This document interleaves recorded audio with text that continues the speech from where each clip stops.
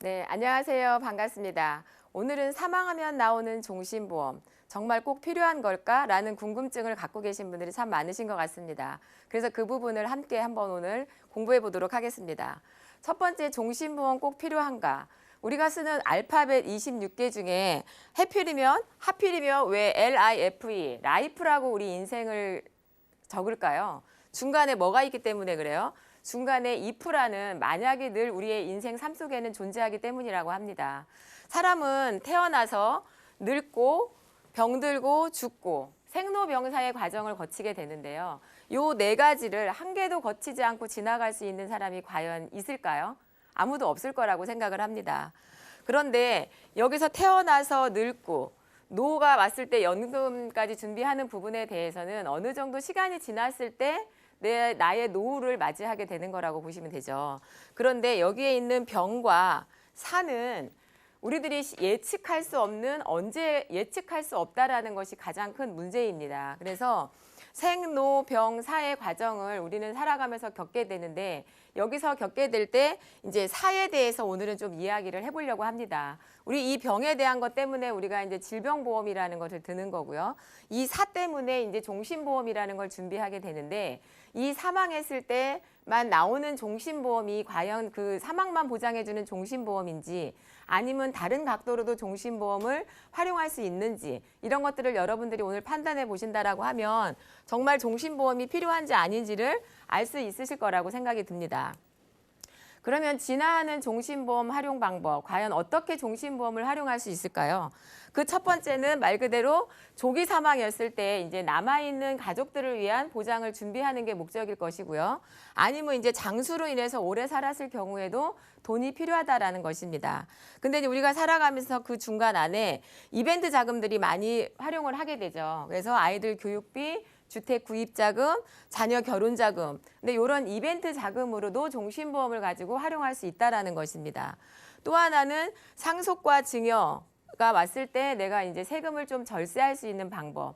이렇게 크게는 이 네 가지 방법을 우리들이 종신보험을 가지고 또 활용을 할 수 있다라고 이야기를 합니다. 그러면 다음번에는 우리가 살아가면서 쓰게 되는 이벤트 자금들을 어떤 형태의 플랜들을 준비할 수 있는지 다시 한번 또 보도록 하겠습니다. 그래서 이거는 나의 경제 상황과 나의 어떤 니드와 목적에 맞게 이제 선택을 하시는 건데요. 첫 번째는 내가 모아놓은 돈은 다 쓰시고 보장만 받으시는 플랜을 선택하실 수도 있으시고요.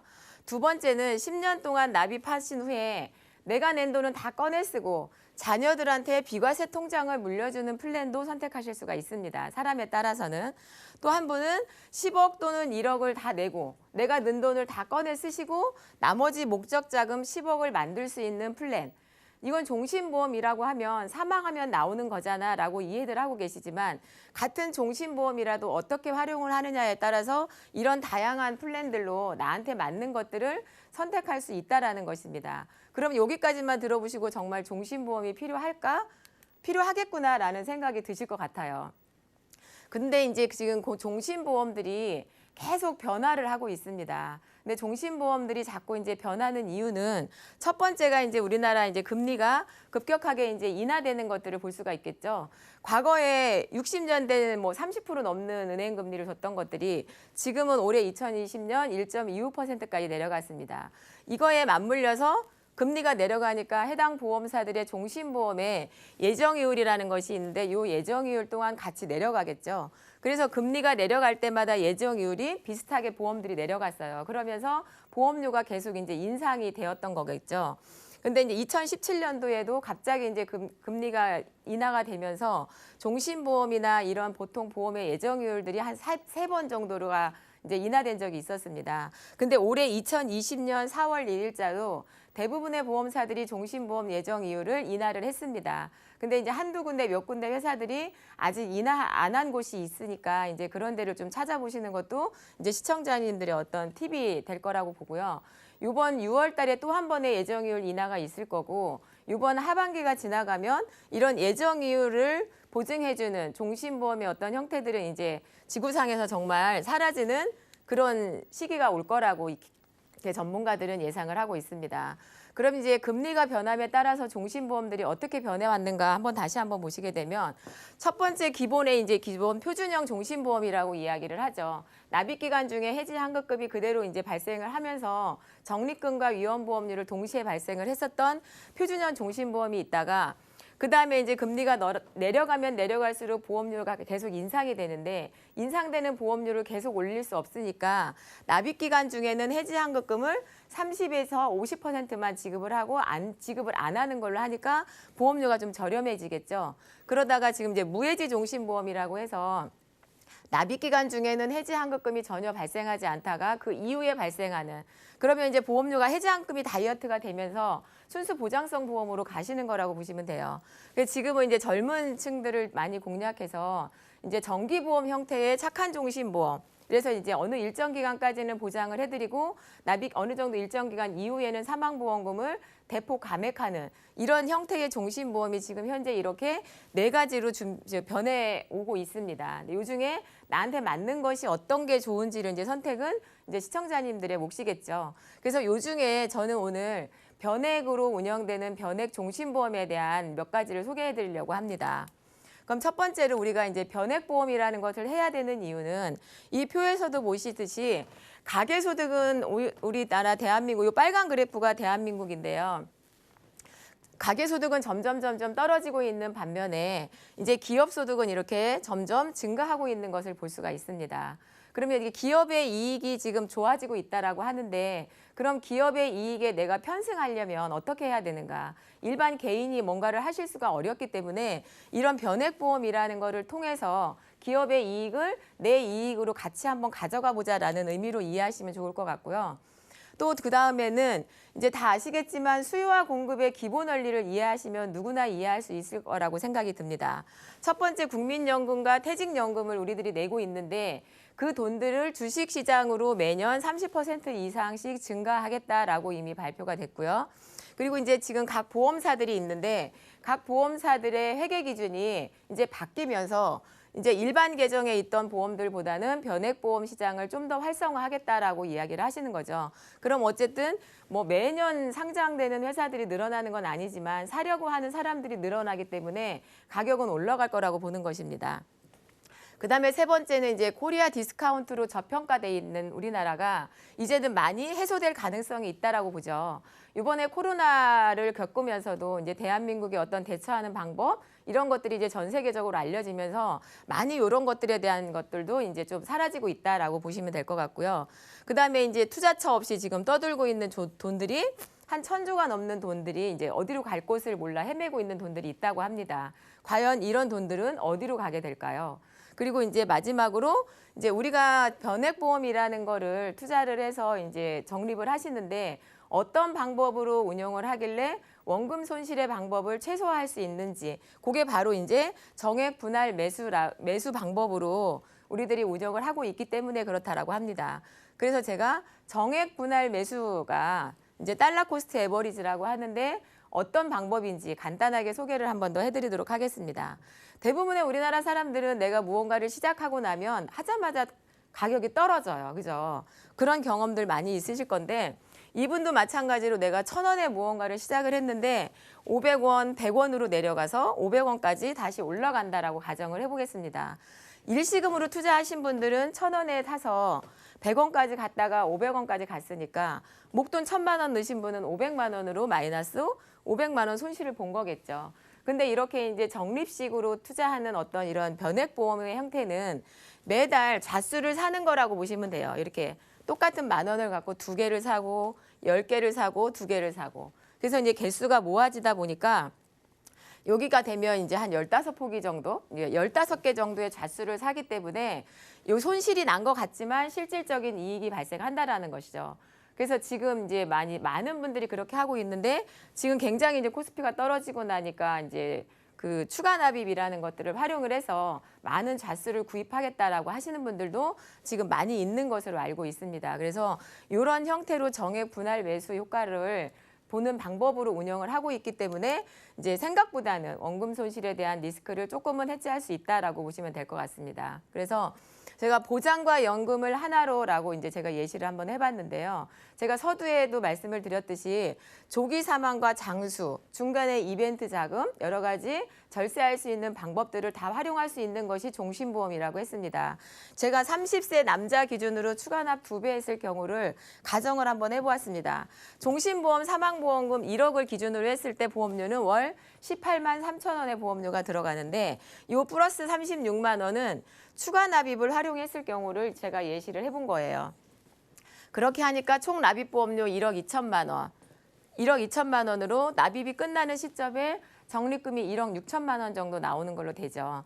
그래서 여기 70세를 시점으로 해서 이 70세 이전에 혹시 이제 사망을 하시게 되면 사망보험금을 1억에서 8억 이제 추가 납입을 같이 하기 때문에 사망보험금도 같이 증액이 됩니다.